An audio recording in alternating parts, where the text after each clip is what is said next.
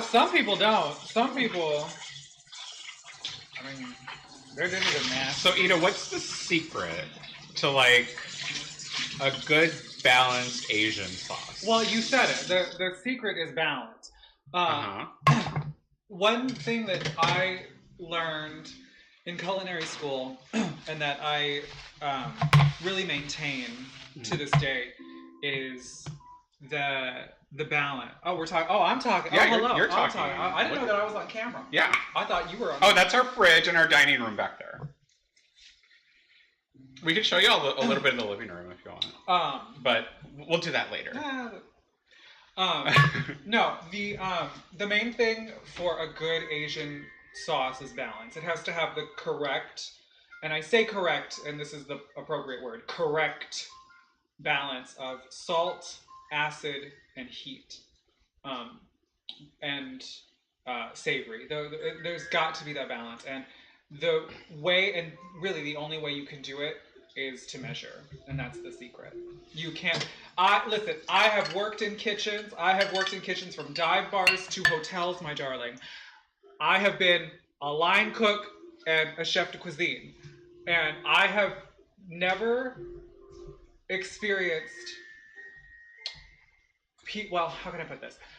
Even trained chefs and like people that work in the restaurant industry love to think that they have it all figured out and they don't need to measure shit. And I'm here to tell you that they're wrong.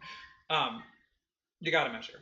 And I'm just letting you know that for all of you home cooks out there who think that they have the best eye and can tell you exactly what 14 grams looks like just by eyesight, I'm here to tell you you're wrong. So measure. And you have a greater understanding now, like get your shit with your like when you were eating, or as you continue to eat, like measuring like calories and just being more mindful, absolutely, right, of what you're doing. Absolutely, so. There is. I think a lot of people, and I don't know why, but a lot of people think that measuring, excuse me, stuff in their home, like when they're cooking, makes them less of a cook or something, and I don't get it. I don't understand the reasoning behind it. Measuring means that things are going to taste the way that they're supposed to. And you also learn the science of it. Were you all laughing at me pointing at the Overwatch pictures? We have those on our fridge. Those are actually, like, now they have even better significance because we got them at PAX. Aww. Do you want to get the tofu in before you do your sauce? Yeah. Because it could grow like forever, right? Okay, cool. So we're gonna get our tofu in. I'm so glad I'm here. I'm so glad you're here too. Well, I mean, I would have grilled it, just not as long. You just get the markings on it. Yeah. Hold on. Where is the other peanut butter? Bottom shelf. Oh, here. Oh. I think this one's actually gonna be Ooh, better. Okay. This train. PAX, I always wanted to go, right? Yes, the way you pointed at them had me rolling. I didn't even know if y'all could see them. Ida, if you ever won the lottery, you should open your own vegan restaurant. Oh my god, that was actually like a thought for a little while. We actually had a pop-up. We did. We had a pop-up here in South Texas with a good friend of ours who was actually my former sous chef. You talk to them. So I'm just struggling to open peanut butter. We actually had a pop-up here in South Texas where we did a vegan 5-course, and it was great. But so technically, like, my boss, he was my sous chef when we were both working at the Hilton, because I used to work at Hilton in the kitchen.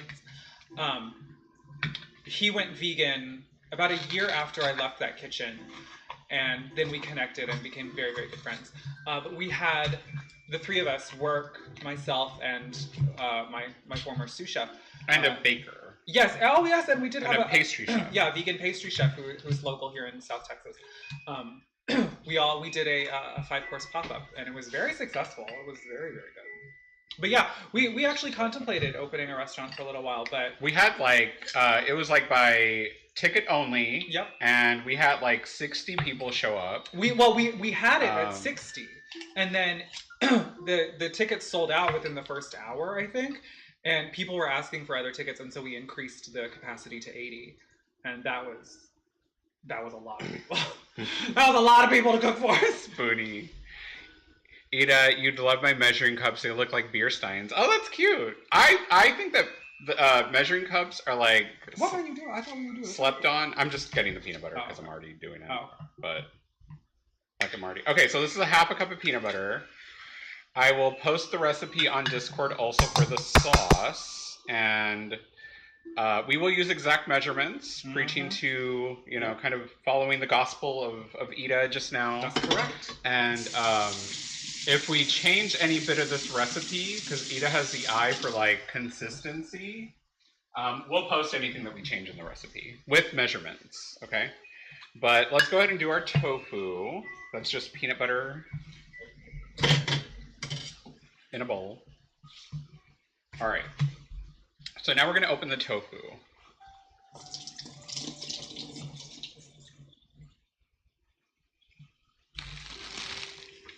Let me actually put this.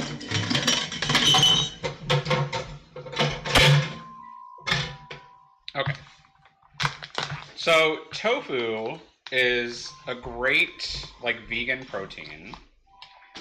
Ida, do you want to describe your relationship with tofu? Oh, I love tofu. I would eat it raw. I don't know if I'm there yet. But it's this delicious white block of protein, basically. I freaking love it. It's a plant-based complete protein. It probably has the most like it's probably one of the more divisive like vegan foods where like I think non-vegans don't know about it, and that's fine. Like I don't think I would like it as much if I weren't vegan. But it's a very versatile food. I love it. I think it's delicious. And we're gonna grill. Yeah, we'll cut this half and half. So here's the trick that I do with tofu. This is a whole block, right? What I did was I cut this half in half, and then I cut that half into another half, and then those halves into another half. So in total, I made 4 somewhat kind of identical like slices. You just want to make sure that your knife goes completely like clean down. And so now we have these pieces, right? These are going to grill nicely, and they're going to go over our noodles, kind of like a chicken would, right? Only we're not using chicken because we would rather eat tofu than birds in this house. Okay, so let's see here. Let's put this back in the container. And tofu's like just, you know, an aquatic animal. You just have to keep it in water and put it back in your fridge. And there we go. That can go back in the fridge. You can also put it in like its own container, which I probably will do later, because you'll just have this open container of just water swimming in your fridge. But how do you suggest we flavor it, Ida? The just grilled salt tofu? and pepper? Yeah, for grilled tofu, all I do is salt and pepper. That's Okay, it. cool. So nice and simple. You can also marinate it. Oh, absolutely. It takes on the flavors very nicely of whatever you're cooking. So this is a grill pan, you all. It's been in an oven this whole time that we've been talking. While the crust was baking, it's hot. You can also, of course, use like a stovetop grill pan. We're just going to use some cooking spray on it. And then when we drop our tofu on it, you should hear a nice little sizzle, hopefully. I think it's nice and hot. I don't know if y'all can hear the sizzle. You can certainly see a little bit of smoke coming up off of it. And now, you're suggesting that I do this before the sauce, before anything, right? Because you can just let it go. Yeah, because tofu is one of those things that you can really just let it go. Like, you don't have to babysit it like another protein. Put it in the oven, grill it, I love baking it. Like, yeah. I think I would bake it more, and you can just let that fucker go. Yeah, seriously, you put it on, like, you just have to flip it, maybe, like... Now, don't leave your house. Yeah, like, don't do that. Because then it's going to turn into a cracker. Yeah. But and also, it's a fire hazard, depending on how you're cooking. Just, seriously, put it in the oven, let it go, forget about it for 10, 15 minutes. And then flip it and... Yeah, tofu is real resilient. It's not like, and it's cute. I think it's just adorable. Yeah, it's not like it's not like an animal protein that's gonna dry out. It's gonna be delicious. Oh my god, y'all making me think of Idina Menzel? What? Who? Wait, why are you invoking the name of Idina Menzel in this household, in this chat? You know Ida loves Broadway. But Spoonie, explain yourself. Yeah, but do I love Idina? Like, I don't think you hate Idina. Well, I have secondhand accounts of... My peanut butter doesn't look that creamy. Gabriel, how does yours look? You know, you love my measuring cups. They look like beer steins. Can you post them in the plant foods channel on our Discord, or on my Discord, Spoonie? I'd like to see them. I mean, if you don't have a picture ready, that's totally cool too. But it's the first time I'm seeing it cooked. Like, I've only seen it raw and already cooked. I see. It's more like a paste than a butter. Okay. Work, how many times did y'all just say the words, let it go? Oh my, let it go. Oh. But no, going to your subject of Idina Menzel, I think it sounds very interesting. There's nothing to say. So you don't, the only thing you have to say is that you've heard accounts of what she's like. Well, it's not even that. Okay, because I have had the wonderful pleasure of knowing and being in close contact with a co-star of her, and I'm not going to name names, but maybe y'all can guess, of a co-star of hers, who is very lovely and petite and blonde and really just like a very sweet woman. Well, she had some less than polite stories about her colleague and co-star, and they really just stuck with me. They really just... that's all I can say. I'm not technically under an NDA. Like, the person that I was... You love acting like you are. The person that was very, very close to me is under an NDA because they were working on that book of hers, but I'm not. Well, you've just heard some tea then. You've heard some account. Yeah, well, because I mean, she didn't tell me herself. Okay. I am fortunate that I have gotten to know and I know Kristen Chenoweth well enough, but I'm not gonna spill her tea. But she's there was just Well, way to spoil tonight's celebrity guest. We have local Texas celebrity impersonator. Just kidding. It's like a fake Spoonie, Chenoweth. Kristen Chenoweth is not mean. Kristen Chenoweth is the nicest, is seriously one of the nicest women working in Broadway.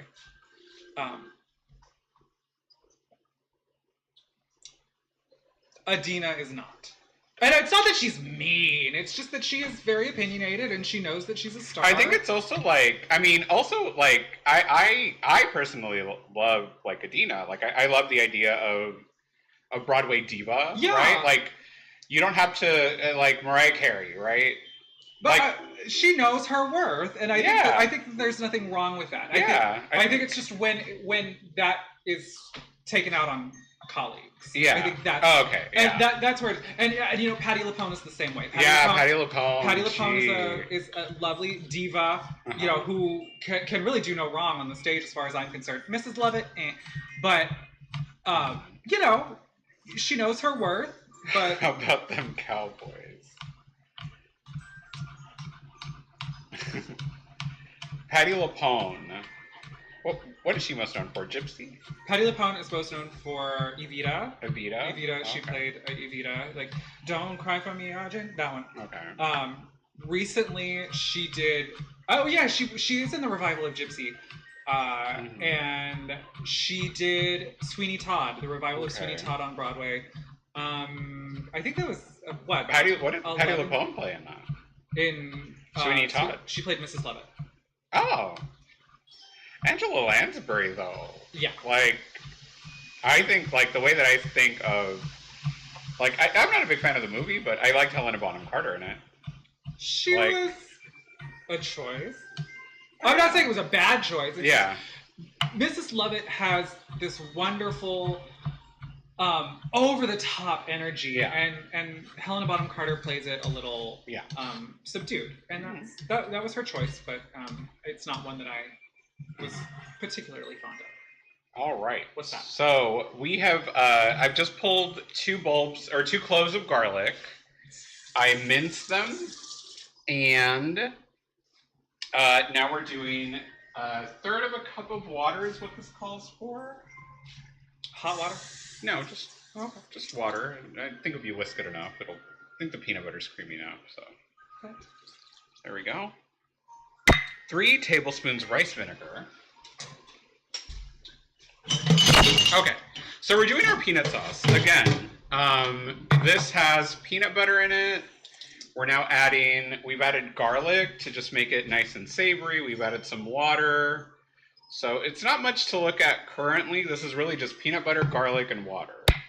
We're also going to add, let's see here, 3 tablespoons rice vinegar. And this is going to add some acidity. It's going to give it some of that tartness. So this is just rice vinegar. That's 3 tablespoons of that. 1, 2, 3. 2 tablespoons soy sauce, and Ida had the wonderful foresight of seeing that I would be using the soy sauce. So here we have some soy sauce. And now, Ida, you were talking about balance, right? Yeah. So we have peanuts, vinegar, garlic, now soy sauce. What does soy sauce do, for those that might not know? Soy sauce is your salt. Yeah. But it's not, like, you can't substitute soy sauce with salt. Like, if you don't have soy sauce, please don't add 2 tablespoons of salt to your dish and think that it's going to be the same. And why is that? Because soy sauce is a fermented soy product. And it's, I don't really know how to describe it other than it's got a unique flavor. And there are different types of soy sauce. Mm-hmm. So if you are unfamiliar with different types of soy sauce, I encourage you to go to your local international food mart or your local Asian mart and take a look at them. This is a Japanese style soy sauce called shoyu. It's not as aggressive. It's not as acidic as some of the other soy sauces. I really like it. It's a really good clean taste. Cool. What was that? What did you put? So we just added some agave nectar, 1 tablespoon. And then we added 1 tablespoon of sambal. And so sambal is, let me actually show it to you all. The recipe calls for sriracha, but you could use this also. This is a chili garlic sauce. This is nice and spicy. You can kind of use it to balance a sauce and add some heat, right, Ida? Yeah. Or if you're me, you can just throw it on a dish by itself if you like it really spicy. But and how much do you have? One tablespoon. That's a good amount. That's going to be a really spicy sauce. Yeah, 1 tablespoon of sambal, 1 tablespoon of agave nectar, which is some sweetness. Yeah, there's your balance. And then we need a teaspoon of sesame oil, which is see it? No. Yeah, I'll probably just use a teaspoon on the veggies. So 1 teaspoon sesame oil. Now, sesame oil is one of those things that I just know a little goes a long way, but I mean, that's just true. Like, yeah, you don't need a lot. It's just so overpowering, like a toasted sesame flavor. And then it says salt as needed, so I'm just gonna start stirring now. Yeah, I would just whisk it, see how it tastes, and then I don't think that you need salt, but yeah. The soy sauce is salty, y'all. It's got a lot of sodium in it. And so as far as what we have in here, it's peanut butter, chili, garlic, agave nectar, water, rice vinegar, soy sauce, and sesame oil. And this is just going to make a nice thick sauce that you can toss your noodles in.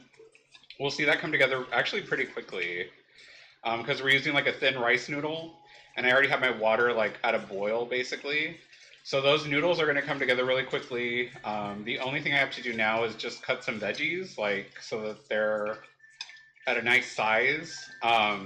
This is a little watery right now, but once we put it on the pan, it's going to thicken up. Yeah. So there's some creamy like fat in here. There's some sesame oil. You want to give it a taste? It smells really good. Yeah. Ooh, that's nice. Do you like it? I do. Would you add anything currently? I think it's got good flavor. I think with our rice noodles, it'll be fine. I think it's got really good flavor. I think we're done like with the measuring tools right now because it's really just about veggies.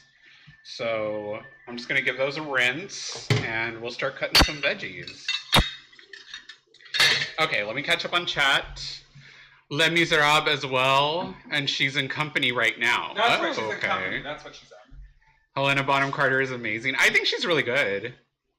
I liked her as Bellatrix a lot, and she's done a lot of other roles. Wasn't she on like The King's Speech? She was in The King's Speech. She played the supportive wife. But the way the director warned her to interpret Mrs. Lovett was a problem, I think. Oh, really? Honestly, the one role I really know of Helena Bonham Carter is Bellatrix. Yeah, same. I think that was like just really iconic casting. Yeah, it really was. Yes, I've seen her in a lot of movies. I liked her in The King's Speech. Yeah, see? Veggies, that's right. Looking good so far. Hi, Fairman. I didn't see you earlier. Can we get a shout out for Fairman also? Fellow Stream Bean? I didn't have a problem with Helena Bonham Carter in King's Speech. I thought that she was fine. Hi, I'm still here. Hi. I didn't have a problem with her in the King's Speech. I just thought that she played, the supportive wife. I don't know if I necessarily believe that she was the right recipient of Best Supporting Actress that year. I don't remember who won, but I remember when I watched it, when I watched the Oscars that year, I was very surprised. And the King's Speech won that year. And the King's Speech won here we go. over The Social Network. And I was actually really offended by that choice. I thought The Social Network was just a wonderful commentary on this generation.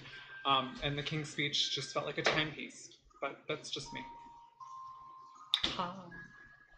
I'm sorry, I'm really just taking over the stream to talk about movies and Broadway and makeup. But no, do it. Hi.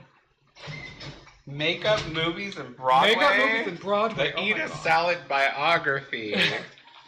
Just the experience. Okay, so you're gonna do the veggies. Okay, here we go. No, I'm just gonna peel a carrot right now. love. So you can keep talking. Okay. There's really not much to say.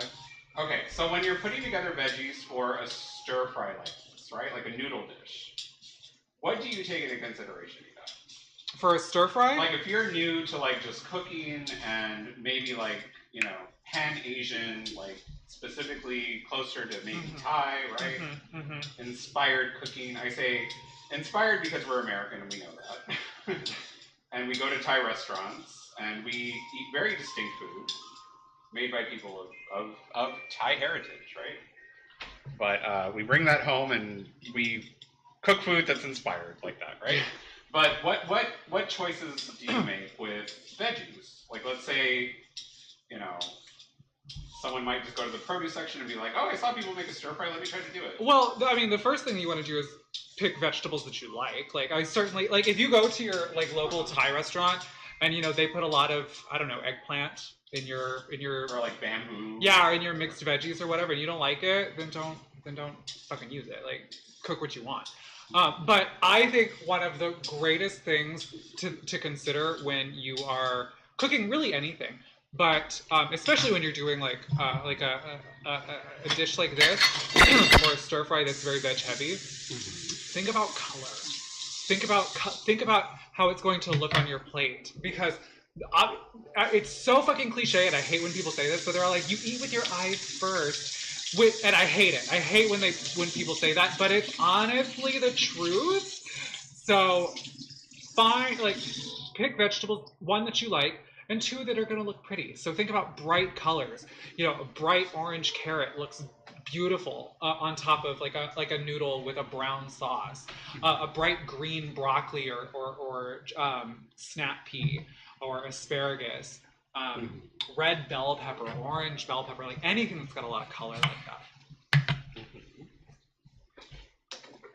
So mostly just color, vegetables that you like. And also you want to think about texture too, because you know, a carrot has a very crunchy texture. Something like a broccoli has a little bit more of a savory texture. And something like a mushroom, if you're going to use a mushroom, that has a wonderful, like, meaty texture.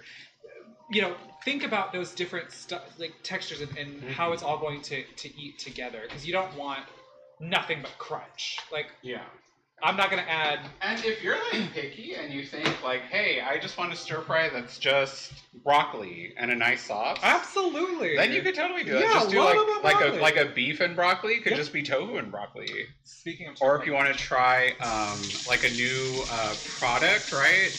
I love tofu. Like, I think there's all kinds of like nice fancy products now, but tofu will always just be like, it's always been there for me. It's always been reliable. It's like the OG like protein in my life. Oh my gosh, look at Ida. Careful with that fringe. I'm gonna burst into flames. Okay. I want y'all to get this shot of Ida just flipping tofu. Somebody get a still for the veg news. Just kidding. Oh my gosh. So what I'm doing right now, you guys, is I'm just turning the tofu 90 degrees. So, okay, 90 degrees, right? That's just, if it's straight, turn it like, almost like it's... Turn it on its side. Yeah, on its side. And why is that? Because you're going to get a beautiful grill mark. And that's something that I learned in culinary school. It's called a quadrillage. It's those X's that you see on any type of grilled protein. And that's one of those things that, like... It makes everything look really fancy, it does. But it also makes it seem like it's a secret, so that home cooks don't like learn something so simple. And that's why you went to culinary school. That's it. That's the only thing I use still. Because I learned how to cook all that like. So if it's like this, turn it like that, exactly 90 degrees, and you will get perfect grill marks. That's one thing I've learned from Ida also. So it's gonna be real pretty. Yeah. As far as veggies, we're going to keep it fairly simple. We have this leftover red bell pepper, which I'm just going to cut into thin little like slices.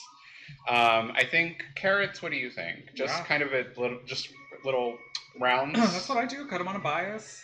Cut them on a bias, which means at an angle. Yeah, and if you want to be really fancy, you can make matchsticks out of them. Ida does matchsticks. Bâtonnets, but no, you don't really need to do Okay. And then this was just a leftover onion, leftover pepper. So these types of dishes where you have a nice sauce like the one that we just made, you can very easily just like use whatever veggies you already have. Or if you're just cooking for yourself, like, you know, just... The good thing is, you know, this is like half an onion. So if you buy a whole onion, you know, just use half of it now or throw the whole thing in there. A lot of what, I don't know, like, I think going to the grocery store, I would be spending a lot more money, I think, if we were buying, like, milk and... Oh my gosh. Produce is so inexpensive, and that's why I love just a good vegetable dish. Especially, like, I'm a grad student, so, you know, I'm poor. I mean, it's the correct word. But... yeah, it's so nice to have, because this is half a bell pepper, half an onion. You know, that's like nothing in terms of cost. If it's straight, turn it. Okay. That's just advice on how to just live a nice queer life. Literally everything. If it's straight, turn it. Turn it. Wait for my merch to drop. It'll be tongs that just say, if it's straight, turn it. And they'll be like rainbow themed. Just kidding. All right. So I don't have any like fancy knife cuts. Like the onions were just like half moons, and you know I'm just gonna throw all of this in a bowl here. I think we said our lemon juice, but it's gonna. Did that have the coconut oil in it? No. Oh, I think it did. Shit. You can get another bowl. Yeah, I know. I'm gonna get that. I just didn't know. It looked clean. I just didn't know if I had bought it. There's. I'm just going. Oh, the other bowl. Yeah, this is fine. Okay. There's definitely people that would buy that. I'm waiting for the pre-order link. That drops at the end. As soon as this food drops in our bowl, our merch will drop at our store. Just kidding. We don't have merch. All right. So this will actually take care of most of our vegetables. And then cutting broccoli. I normally just cut. So I turn it down. So this is a crown of broccoli, right? And what I do is I normally just kind of, the thought is to just cut down the middle, like most of